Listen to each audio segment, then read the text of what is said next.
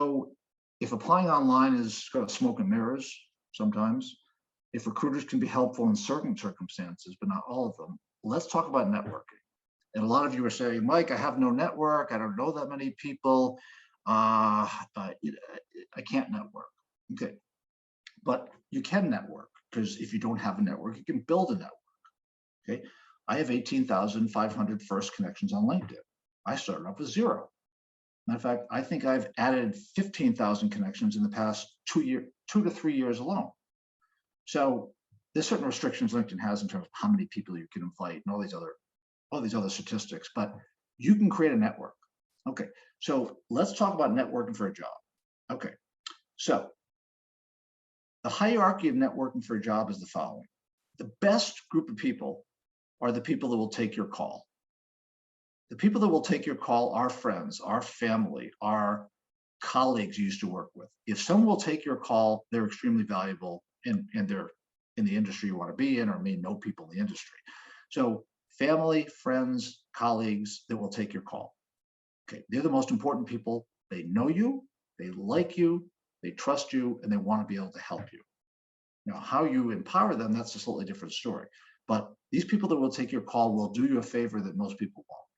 Now, a lot of people, interesting, I had a conversation with a guy actually yesterday, seasoned guy. I said, how many people will take your call for the job search? He's like, I don't know, 20, maybe 25.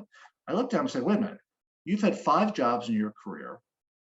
You have been to you've been to 2 colleges. You're active in charities. You mean to tell me there's only 20 to 25 people that will take your phone call? I said, please stop and think about it. Okay, after he came back to me in our next call, he found about 75 people. So it won't always kick into your mind at first who will take your call, but if you sit down and think about it, you'll probably find a lot more people. And there's another way to find out, which I'll talk about in a second. So these people that will take your call,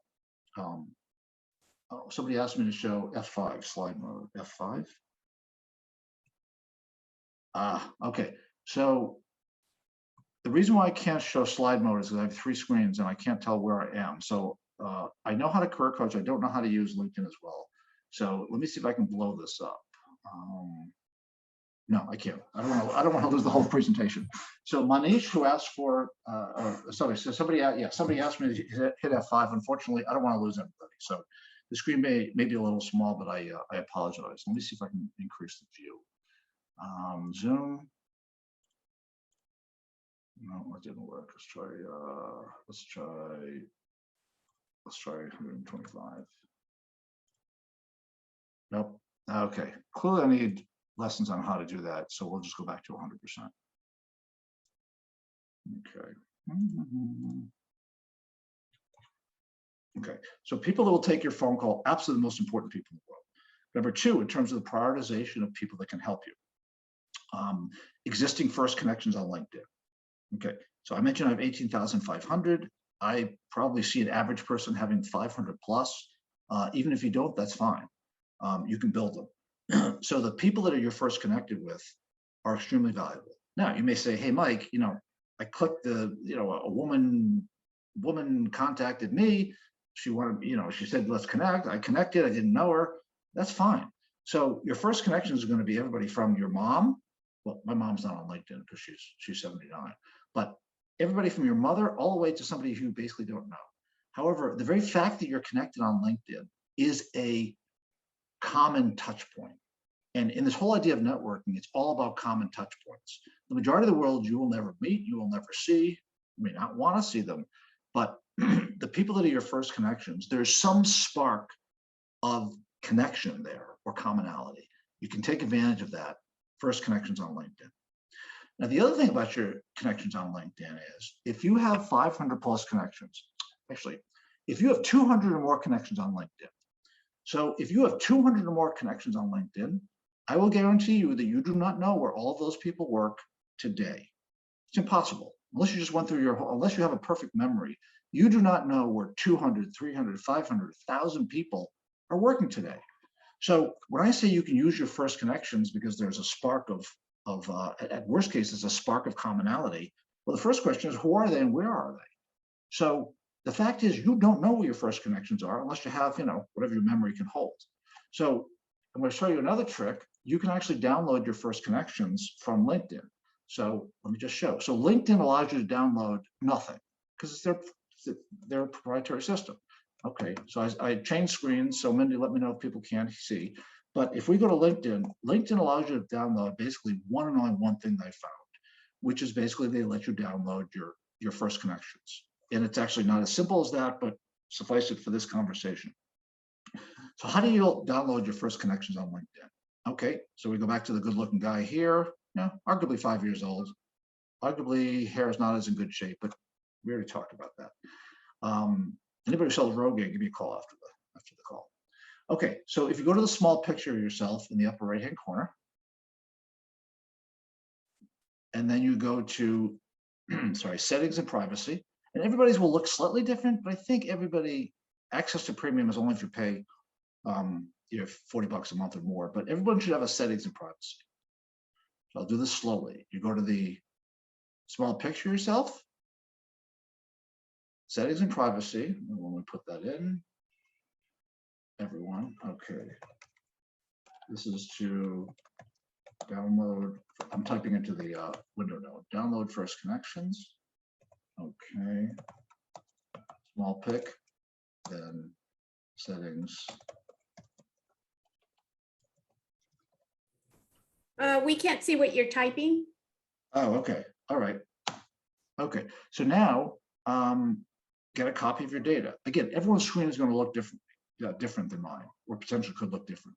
But you'll see a menu item. Everybody should see a menu item called "Get a copy of your data." Okay, it's in the data privacy menu, in case you want to go to it that way. So if for some reason you don't get to the exact screen I got to, mine defaults to data privacy. I don't know what yours does. So data privacy, amongst all the different menu items, get a copy of your data. Okay? Now, LinkedIn will either give you all the data, or they'll give you pieces parts. Right? I like all the data, so I would click all the data and request archive. And what LinkedIn's basically going to do, that's at this point, it's just mechanic. So let me just put that into the chat. Settings, privacy. Get a copy of your data. I'm just typing in. Get a copy of your data under data privacy, and then just follow directions. Okay. And what LinkedIn's going to give you, basically, it's in the chat. What LinkedIn's basically going to give you is they're going to give you a spreadsheet. They're going to give you a whole bunch of different spreadsheets. Most of them are worthless. They're going to give you one spreadsheet called connections, and they're going to give you another spreadsheet called contacts. Forget about it. Forget about the difference. But basically, they're going to give you two spreadsheets you really care about for the exercise: connections and contacts. Now, LinkedIn's not stupid. They're not going to give you every piece of information you want to know about this person. They're going to give you some email addresses. They're going to give you some of this, some of that. But once you get this zip file, as it comes in a zip file from LinkedIn, you take your connections spreadsheet, you take your contacts spreadsheet, put them together, and now you got a great list of all your contacts. And the great thing is, let me go back. The great thing is that now you're going to know, because now you can use the filter. You can filter by company. You can filter by company. You can filter by where they are geographically. You can filter by title. I'm pretty sure they give you the person's title. So knowing where your first connections are is just incredibly important. Now, you could also get to your first connections on the screen. Although I think it's better to have, I actually like it stuffed in a spreadsheet, but you can get to them on the screen. So how do you get to your first connections by online, so to speak? So you go to your search bar, like I talked about before. You go to your search bar, you click in the upper left-hand corner, you hit enter. You have all your different filters here. You type in people or you click people, all filters, and now you have your first connections. So all you have to do, first connections. And you can see here I have about 17,000. Now, you can go back and use those filters on them, or you can say, okay, does Mike have any clowns? I don't know why I'm really high on clowns. I don't know why. Oh, I know somebody at Dead Clown Productions, and I know someone at Janky Clown. Okay, so if anybody's interested in the business and wants to get into the business of clowns, give me a call. I have 2 contacts. I don't have to repeat all the searches. Again, Boolean variables, everything else. Go through your first connections and sort them at will. How many people do I know that are Agile? Okay, I got 1,200 Agile people. Oh, That's not too bad. Wow. So I have 1,200 people that have Agile in their profile. Again, it's people that have Agile in their profile anywhere. Not necessarily that is their job, not necessarily they have a Scrum Master certificate.